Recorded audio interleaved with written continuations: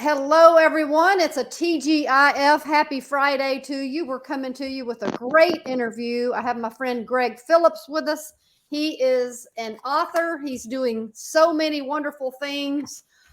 He's the paradigm shifter in the Black community, but not just the Black community, for anyone who wants to walk in a spirit of purpose and excellence. And we're going to talk about a lot of the things that he's doing today, but we have three topics we're going to really talk about and address because we have so many we could. One is church hurt.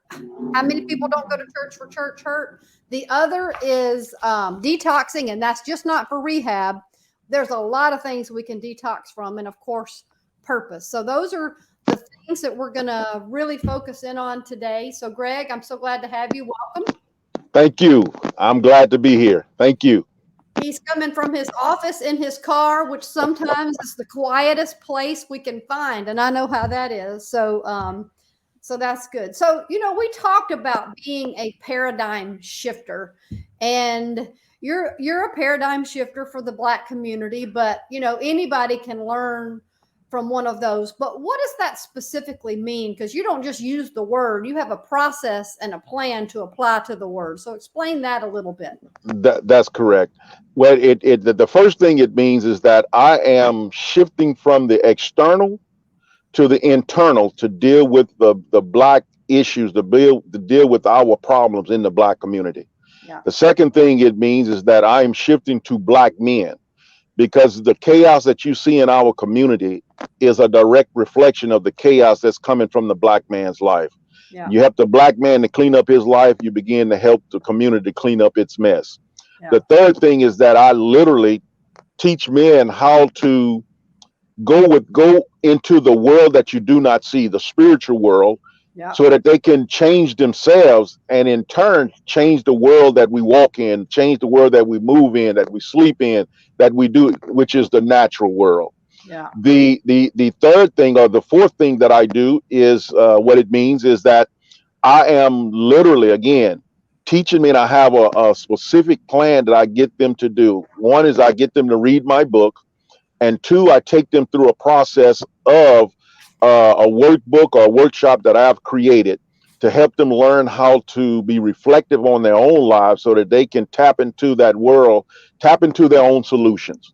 Mm-hmm. And the fifth thing is that from 1916 to about 1970, that time frame is called the Great Black Migration, when Black folks were leaving the South, going to the West, going to the Midwest, going to the East, because we were looking for a better way of living that we could not find in the South. Mm-hmm. Well, I believe we are in another migration, but it has nothing to do with geography. It is a spiritual migration. Mm-hmm.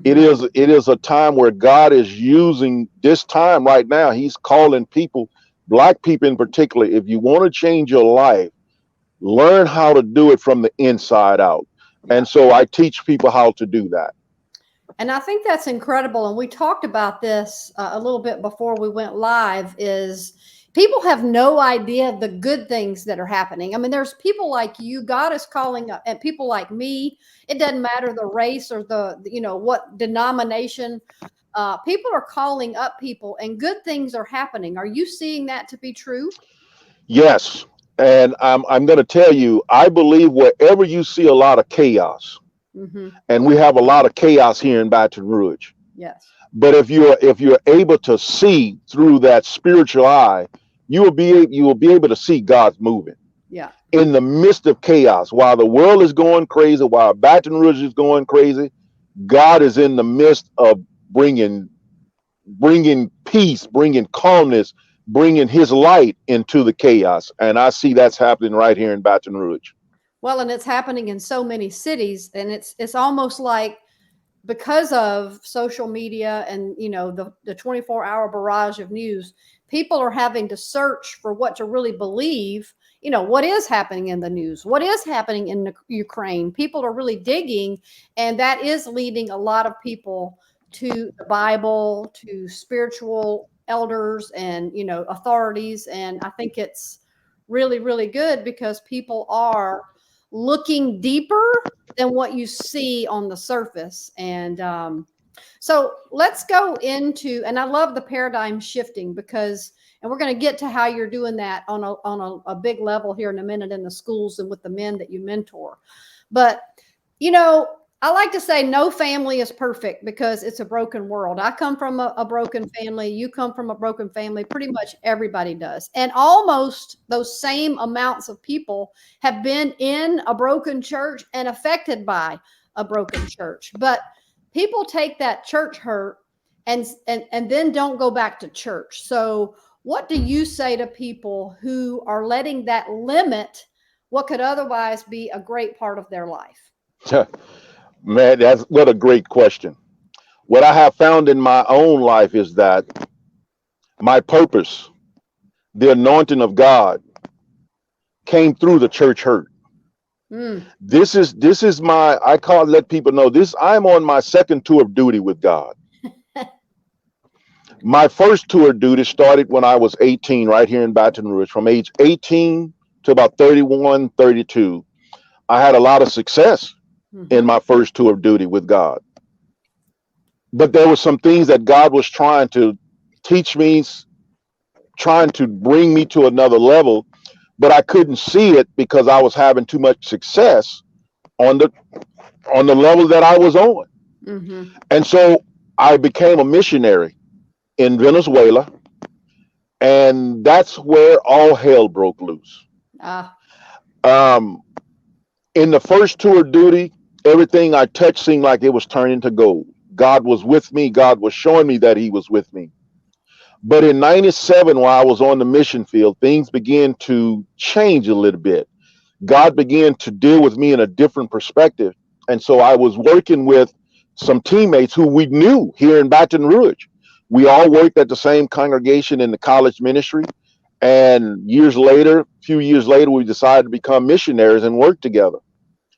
But it didn't work out the way it worked out when we were on LSU campus working together. We all had the same goal of saving souls, but we had different agendas of getting there. And when I tell you, we literally had a fight. There was two camps. One camp, I was on one side and my teammates were on the other side. And we never did complete or start the work that my family and I was sent there to do, because there was too much infighting. Literally, I mean, that from my perspective, there would have been times when we would have come to physical blows. Oh, goodness. Physical blows.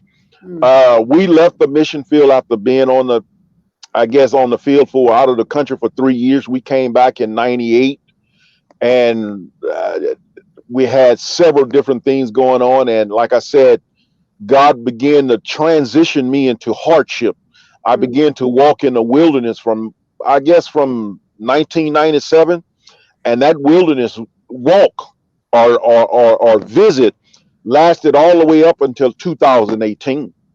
When my first wife divorced me, we worked on the mission field together. We came back and just a lot of things happened, a lot of devastating things. The last thing that broke the straw with me was when she divorced me. I literally told God, I see how this is going. So I tell you what, you stay on your side of the road, I'll stay on my side of the road, and we shall never cross paths again. But it all started because of church hurt. And I'd lived that way for 20 years. Wow. 20 years. I was 31, 32, and I didn't come out of that state. I didn't come out of that wilderness until I was 51. Wow. So you lost, I mean, you didn't lose it the 20 years because, I mean, we talked about, sometimes God has to take you down to the bottom of the mountain before you can really look at where you've got to go to. So he did, pain always has purpose. So that pain of the church hurt, now you can speak to people who have church hurt. We're getting some good comments from friends here. Got one guy watching from Kenya. And anyway, so yeah, it's church hurt is, I mean, you at some point you got to get over that and go back to church, right? That is correct. But before you do that, you got to address the issue that got you there in the first place. Amen to that. And so I had a friend ask me, this was back in 2017. He asked me one day, he said, Greg, when are you going to forgive the church? Ooh. And it was a question that allowed me, he put his hands on that knob where all that hurt was. Yeah. And when he looked at me and I looked at him, tears just started rolling down my face. And I looked at him and I said, we can change the subject. I'm not going to talk about that. I was not ready, but God was, oh my God. Oh. If I start sharing tears, it's not tears of hurt, but it is tears of joy. It is tears of reflection how God is so loving. Right. Because I lived a life of sin in straight up darkness, but God chased me down. He chased me down because he had something for me to do. Wow. And I couldn't do it in that state. Isn't that amazing? Yes, excuse me. I'm amazed at God, because during that 20-year period, God would always come across in my lane, and he would come in my lane from the perspective people asking me, are you a preacher? Mm-hmm. And my response would be, do I have preacher written across my forehead? Did you not hear the language that was coming out of my mouth? And the first question you ask me, am I a preacher? But that was God's way of showing me that I'm checking on you. Yeah. I'm checking to see where you are. I'm here. I'm here. I'm here. That's correct. That's correct. And several other things happened to show God was checking on me. Well, that's good. And you're, you know, so the church hurt, you know, what I take away from that is you had it. A lot of people have it. You had to deal with what it was so that you could come out of it. And now you're glad you're back in the church, right? Yes. Yes. Yes. It was amazing to me. The things that I do with black men and other men, mainly black men, but I will do it with any man that needs help. Yeah. The main thing God showed me was the thing that he used for me to deal with my hurt, to get over my hurt, is the same thing that I use to help other men get over their hurt. Yeah. Yeah. The same process. Said your passion comes from your compassion, your hardest moments to walk. You can carry somebody through those same hard moments because you know what it's like. Yes. Yes. I know what it is to tell God, leave me alone. Yeah. Isn't that something? I don't want to hear what you have to say. And what's behind that is I don't want to hear what you're trying to say to me. I don't want to listen to it because you didn't do what I wanted you to do. Exactly. That's the number one thing. Yeah. Yeah. Yes. Yes. Well, that takes us to detox, because, you know, we know that, you know, if you're addicted to anything, there's a detoxification process. And there's a lot of people who really are great in that arena and have become specialists in that. But when you talk about the men that you work with, because you work specifically with one-on-one young black men, how do you teach them to detox from their community, detox from wrong thinking, detox from bad friends? I mean, that in and of itself is the start of a real detox. Am I correct? That is correct. That is correct. Well, the first thing that I do with young men that want to change their lives, I sell them my book. Yeah. And it's for two reasons that I do this. The first reason is, if you want to change your life, you got to have skin in the game. Yeah, that's why you don't give it to them. That's correct. Smart. That's correct. Mm-hmm. And so I let them know that I don't waste my time. I don't waste my own time, and I'm not going to allow you to waste my time. Yeah. So I give them 2 weeks to read the book. That's amazing. Okay. And after they read the book, we get back in contact with each other, and then I take them through my workshop. I created a workbook to go with my workbook. My book is an inspirational thing. It is, when you read that book, you're going to be seeing my life, it's going to be like a mirror. It is. That you're going to be a better life. Who can't do that? Yes. And once they realize, wow, I could do this, you know, I'm inspired to do this. Mm-hmm. Then I'll take them through the process of going through my workshop, which consists of 4 things. The first thing is detoxification. The second thing is discovering who you are as an individual. The third thing is discovering what your purpose is. And the fourth thing is making applications from those three things that we looked at. Mm-hmm. When the detoxification stage, I have them break their lives down into 10-year intervals, starting with the year that they were born up to the current year. And I just asked them a simple question. Where did you receive your first hurt? Where did you receive your first disappointment? Because what I have found in life is that we are creatures of habits. And so if I have a bad habit in not dealing with my problems, it stemmed from the first one. Mm-hmm. And so I created a pattern, and that pattern was unhealthy. So let's go back to that first step. I want to know the what, the why, the when, the who, the where, and the how. And I want them to put a spotlight on these things. And so by doing that, you're dealing with those emotions, because you've talked with people who may be hurting, and when they're using language, they're talking as though this hurt just started today or yesterday or whenever they're talking. Then when you continue to listen to them, it took place years ago. But they're talking in language as though it just happened. And what happened is that they have never dealt with that hurt.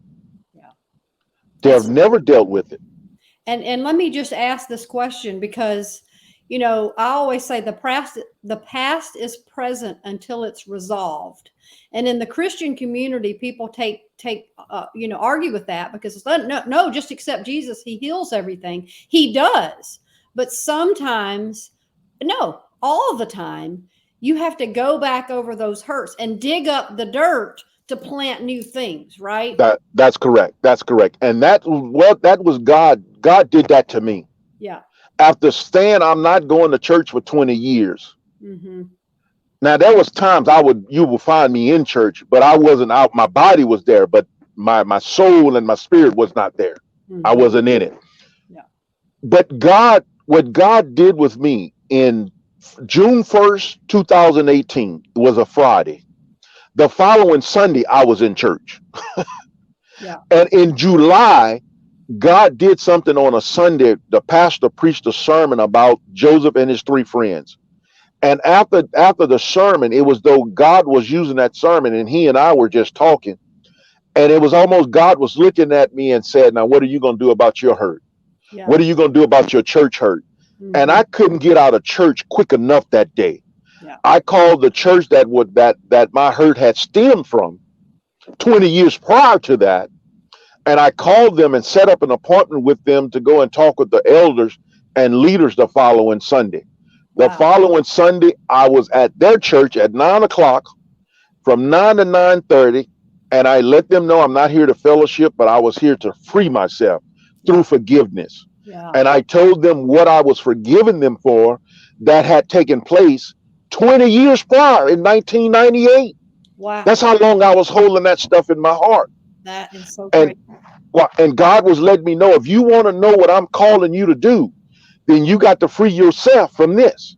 Ooh. And God was true to he was true to his promise. That is because when I freed myself through forgiveness, God started giving me revelation of where he wanted me to go and how he wanted me to do it. Wow. That's amazing. So you had to take action. It wasn't just a prayer, which is a great thing, but God, and I've seen this in my own life. I had to go back and undo some things. So God does give us a plan and a process. You're at the bottom of the mountain. You feel like you're in a valley, but God's trying to take you back up free so that you're free to go pursue your purpose, right? That is correct. And the reason being is, if you never deal with that hurt, if I had not dealt with that hurt that was in my heart since 1998, the new things that God was giving me, I was going to filter all that God's agenda through that hurt. And then when I'm on the street, I am telling people my agenda and not God's agenda. Yes. So God had to help me deal with that hurt, so that I could receive new things and get new revelation and not filter it through mess. Yeah. Am I making sense? Well, I want to pause on that, because what we think we're impatient as Christians. We're impatient as a culture. It doesn't matter where you are. So we think there's an easy button and we can just pray a prayer and it'll be done. So what about that process of patience? We have to surrender to what God is doing in our heart of hearts. And that's hard for people. Yes, ma'am, it is. And what I have found in my own life is that God will give you peace. Yeah. God will give you comfort, but God will leave you in your mess. And the reason why he leave you in your mess, because he's working a process. Yeah. And it is on his time frame. Yeah. It's on his time frame and not mine, not ours. Mm-hmm. And so that mess that he's left us in, he's using that mess to shape and mold us into what he wants us to be, so that when we start working in our purpose again, we're not working from our agenda, but we're working from his agenda. And we're going to pay a price. Jesus paid a price to give us salvation. Yeah. And if we're patterning our lives behind Jesus, well, we're going to pay a price. It's not going to come cheaply. We're going to pay a huge price. Yeah. Well, and we have to die to ourselves. Yes, ma'am. So, and that process, and I mean, you look at how painful it was for Jesus. I mean, we're the ones who make that process, the long process, kind of like yes. You out of church. If we just surrender and say, Lord, have your way, and really, really mean that, it doesn't take as long, because we're not fighting over whose will is going to be done. That is correct. And God, one thing I've learned also is that God will never usurp your will. Yeah. He created us with free will. Yeah. And God wants us to serve him with a loving heart. He didn't want to make us. Right. And so we have to choose on a daily basis, as Jesus did in the Garden of Gethsemane. Yeah. Not my will, but your will. Mm-hmm. We have that same mind. We have to go through that same mindset. Yeah. Not my will, Father, but your will. Yeah. That's so powerful. And, that's where, sometimes it's, Lord, thank you for my belief, but help my unbelief, because, that unbelief, and there is a demonic force out there trying to distract us. And, he comes to steal, kill, and destroy. But God has given a plan for that too, because, we can say we can resist the devil and he has to flee, but we have to resist the devil in order to make him flee. That is correct. And another reason why it's so hard, so imperative that we deal with our hurts, because we have to understand that Satan is very crafty. Yeah. Satan will allow us to go to church. As a matter of fact, Satan will raise his hand and go and praise along with you. And it's like events. We look at God as events, and God wants us to learn how to truly live for him. And so what Satan does is he will remind us of that hurt. Yep. And so it's our fault. That's correct. Yeah. He will remind us of that hurt to keep us forever feeling as though we're defeated. Yeah. And so if we never go back and deal with those past hurts, we give Satan the ammunition that he needs to use against us. Yeah, it's so true. It's so true. Well, and so let's talk about purpose, because I truly believe that we're all created. God put us here intending on us to live out a power-packed, empowered, purposeful life. And so we have to first believe that God put us here for a purpose and gifted us to live out that purpose. And then we have to submit those days, those calendars, those hours, those minutes to him, so that he can bring about that purpose. It's not our job. It's his job. We just believe him to do it. And, talk about that with the young men and when you go into schools, because you do this every day.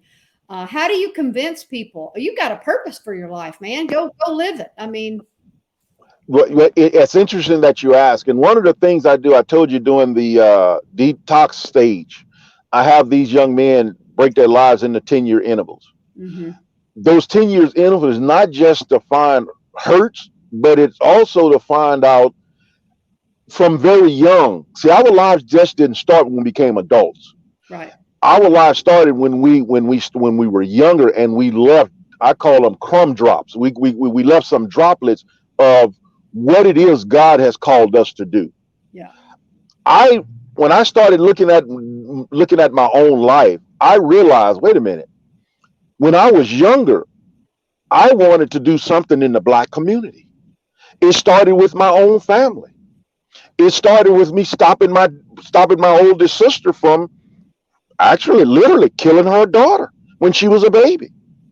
It started in things like, it started when I wanted to make a difference in the neighborhood that I had grown up in. And so those purposes were already there. I just didn't understand them. Right. And so once I dealt with my pain, God was able to have me to reflect on my life by going back when I was a child and just said, okay, now I'm going to connect the dots for you. Yeah. You are working in the Black community because that's what I put in you. And you were stumbling over it as you were going along in life, but you were trying to work on things that I had called you to do. Yeah. Am I making sense? Yeah.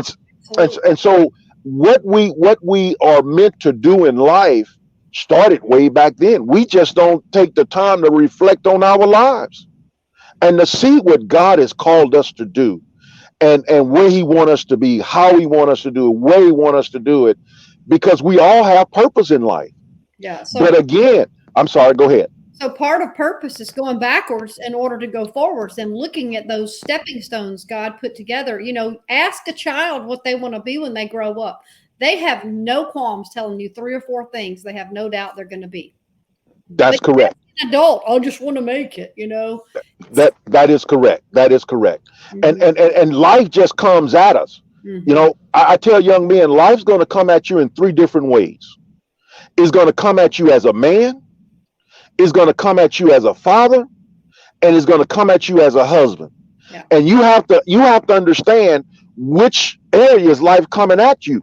But if you're single, then life is only coming at you as a man. So it's best for you to find out who you are as a man first, where you don't have all these other things, life coming at you as a father and as a husband. You just have it coming at you as a man. So let's figure out who you are as a man.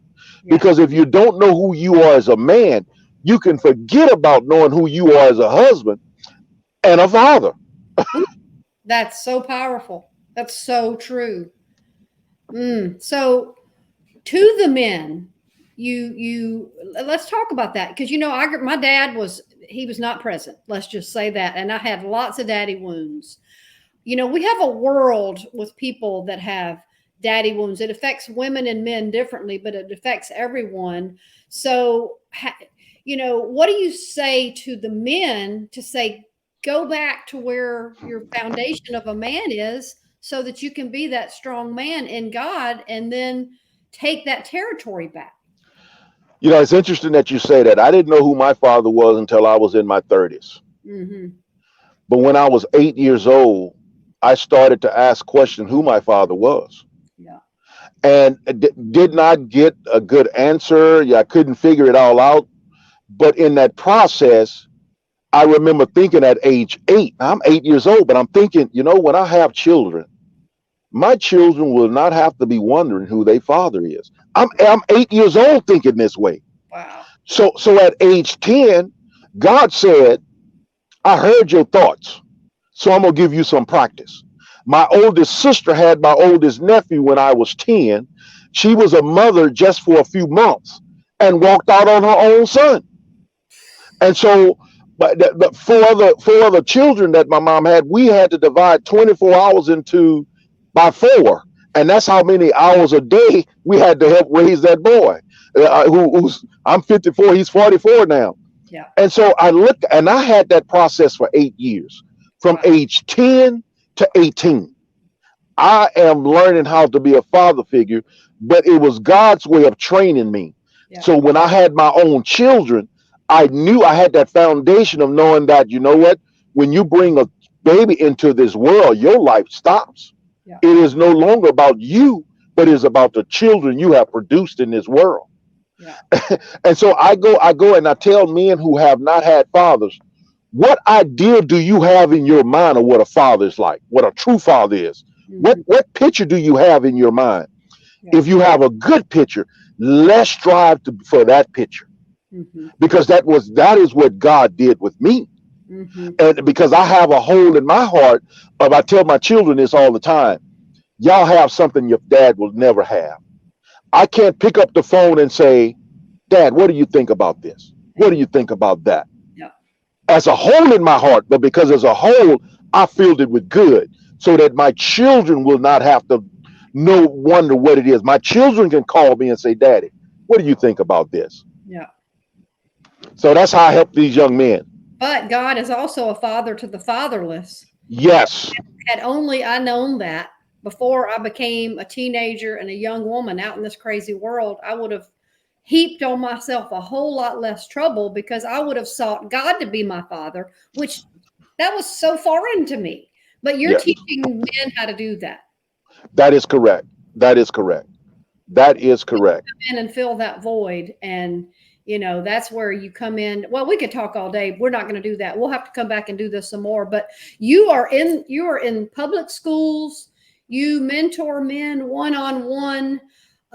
This is what you do. So if people are looking at you and saying, boy, I'd like to talk more to him, I would like to connect him with a young man in my life, I would like to help his ministry, help him go out. Well, and I'm going to post your contact information on the interview, but what do you want people to know about how to reach you and come alongside what you're doing?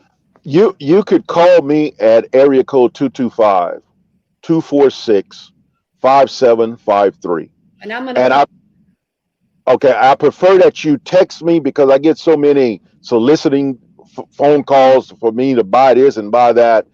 And text me and let me know what you want, what needs you have, and I will respond to the text. Or you can email me at G as in Gregory, L as in Lionel, P as in Phillips. That's GLP, Equipping Black Men Enterprise. I'm sorry, Equipping Black Men at gmail.com. Let me repeat that. And I'll put it in the post, so you don't have to, I'll make sure it's clear. But you know what's a good thing to do also is buy some books and just have them on the ready for people. If you see someone who needs a reason to fight for a better life. That's correct. And you can buy you can get that book from my website. My website is glp.com, glpenterprise.com. Yeah. And you can buy that book. I do keep books with me where I'll just mail them to you directly. Yeah. But yes, again, it's $20 I guess it would be about $27 if I have to mail it to you and stuff like that. Yeah. But again, my office is, I'm always at CC's Coffee House on Airline in Bluebonnet. That is my second home. That's where I am now. I met, and that's a good office to have. Thank God for coffee shops for us entrepreneurs, right? Yes. Well, I love what you're doing. I love how you're doing it. I'm just so fascinated with where you've come from and to where you've come to. And I believe that's the emphasis. It's not what you go through, it's what you get to that God is. Amen.